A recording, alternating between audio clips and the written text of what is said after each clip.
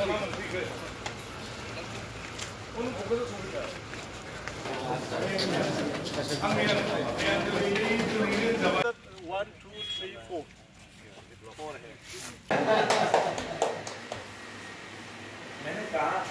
हायो दा बर'आ आसामनि मावख'आरि राव अफिसियेल लैंग्वेज अफिसियेल राव बेवहाय अफिसियेल राव जाबाय नालाय जेरावबो बाहायनो हायो आरोखि दा बाहायग्राफोरनि सायावसो बेखौ मानो होननानै बुङोब्ला बर'आ ओरैनो असमियाया अफिसियेल लैंग्वेज थाखानायखाय लोगो होननानै बुंदों एसोसिएट दाना राजा थायोब्ला राजाजोंथ' सानै जानो हाया हय सान्थ्रि गाहाय जानांगोन नङाब्ला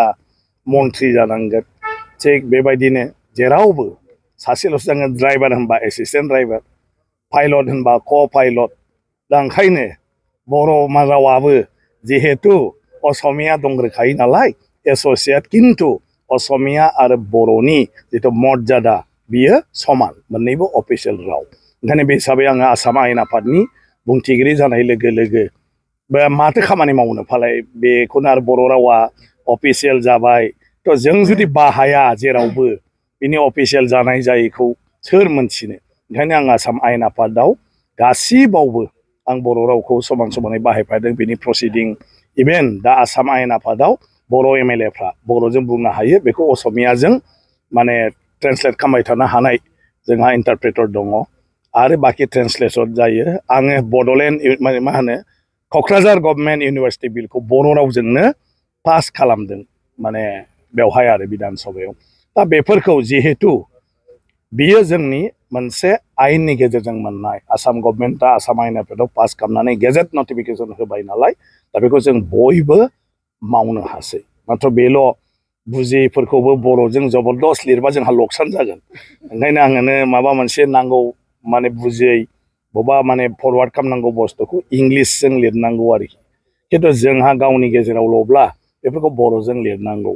गतिके बायहेरायाव थाङोबाथ' बुजिनाय नङा मा लिरदों आरो ओंखायनो आं उपाय गैया मानसिफोरखौ बुजायनो हाया आंनाव एसेम्ब्लियाव बर'निल' लिरना होयो ओंखायनो बर'नि लिरनायखौ आंबो गोलावै इंलिसाव लिरफिननानै चिफ मिनिस्टारनो सोरनोबा आं फरवार्ड खालामहरनांगौ जेखौ आं नट मोनसेल' माने फरवार्डेड फर इयर नेसेसारि एक्सन होननांगौ काइन्ड कनसेप्ट मानो जोबोमोन उपायथ' गैया दा बर'सो दानिया आंबो आंनि नटआव बिथाङा ओरै ओरै बुंदों ओरै जानानै दंनो उमुकनो बिथांनि लाइजाम मथे बेखौ ओरै खालामनो हायोबा मोजां ओंखायनो अन्नानै नोंथाङा बेखौ मावनानै हो होननानै आङो लिरफिनजोबनांगौ आरो मा ओंखायनो आंनो जुदि आंनोल'बा बर'आव लिर नाथाय सोरबा चिफ मिनिस्टारखौ मन्थ्रिखौ आं बुंहरनांगौब्ला इंलिसाव लिरखालाङोबा आंहा गोरलै जायो आरो मा दा बेल' बाहायनाया बाखि जेब्ला दायथ'आनो बेनो आंनि बिबानानो बेनो बिनि थाखायनो रायजोफ्रा आंखौ अनदों रायजोफ्रा आंखौ सापर्ट खालामदों रायजोफ्रा आंखौ एमएलए फाथायहरदों बिनि थाखायनो आं दिनै स्पिकार जादों आरो बेयाव थाब्लासो नों खामानिखौ मावनो हायो जेब्ला आं रिटायार्ड जाबाय आंना भुल जाबायलै होनबाय थाबाथ' लाब गैया ओंखायनो दानो मावनांगौ आरो दा बर'नि बायखोन्दा नेरसोन कसारिफोरनि बायखोन्दा नेरसोन आरो जोंहा एकदमबारे नरखासुरनि दिननिफ्रायनो कामाख्या दं बेनि मोनसे स्ट्राक्चार जिथु डिजाइन दं जायखौ बर'फ्रा आगर हिसाबै आर'नायाव बा बायदिसिनायाव बाहायबोदों बेनि मोनसे स्ट्राक्चार मन'लिथ लंथाइ खालामनानै अन्थाइ एकदम राजस्थानाव दाननानै लाबोदों अन्थाइ जोंनि मानव गेदेर कमल गयारि होननाय जोंहा सासे स्काल्पचार आर्टिस्ट दं बेखौ दायथ' होनानै बेखौ लाबोनानै दा गायसननानै मानव गेदेर गिबि मन्थ्रिनि आखाइजों बेखौ बेखेवनाय जाबाय बिनि पारपासा जाहैबाय आसामाव कसारिफ्राबो मोनसे समाव राजत्व खालामबोदोंमोन आरो दा बेखौथ' बयबो मिथिनांगौ मालाया ओमफ्राय बिनि आगोलबो महाभारतनि समाव नरकासुर भगदत्त बेयाव जे बिथांमोना मोनसे गल्ड कार्ड बेटारिजों सालायनाय गारि इउनिभार्सिटि केम्पासआ गिदिरखाय आगोलाव माने बुंबाय थादोंमोन बे समाव बाथ्रा होनाय जादोंमोन आरो बे हिसाबै बे गल्ड कार्डखौ अलरेडि लानाय जादोंमोन नाथाय बिनि माबाखौ मा होनो रांखौ माने हरनाय जायाखै पेमेन्टखौ ओंखायनो आंनि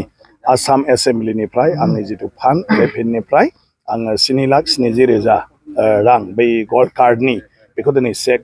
होफैदों जेन'बा इउनिभार्सिटि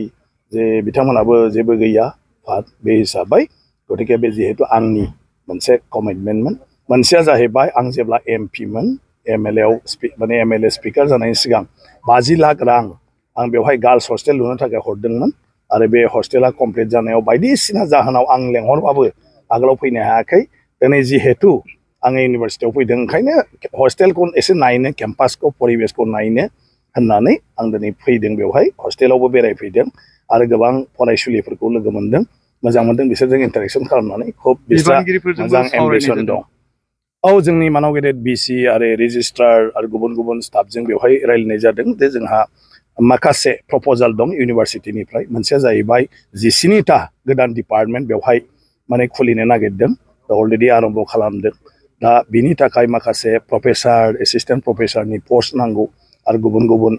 स्टाफनि पस्ट नांगौ मोनसेया जाहैबाय दासिमबो बड'लेण्ड इउनिभारसिटियाव नन टिचिं स्टाफ जायफ्रा फोरोंगिरि नङा सोरबा पियन चौकीदार केरानि आरो सोरबा इउडिए बेफोरबायदि पस्टआ दाबो सेंसन जाजोबाखै बिनि प्रप'जालाबो थांनानै दंहैयो ओंखायनो बेफोर बाथ्राफोरखौ सावरायनाय जादों माबोरैहाय जोङो थाबै खालामनो हायो दा बे बाथ्राखौ लानानै दिनै आंनो जिखिनि मेम'रेन्डाम होदों मानव गेदेर गिबि मन्त्रि डक्टर हिमन्त बिश्व शर्मा आरो मानव गेदेर सोलोंथाइ बिफाननि मन्त्रि डक्टर रेनस पेगुजों आङो सावरायहैगोन जेसे हागौ थाबै जाहाथे बड'लेण्ड इउनिभारसिटिनि जिखिनि आसाम गभर्नमेन्टनि मावनो गोनां खामानि दं बेखौ जाहाथे मावनानै हरनो हायो फुजाखौ होबोनाय जादों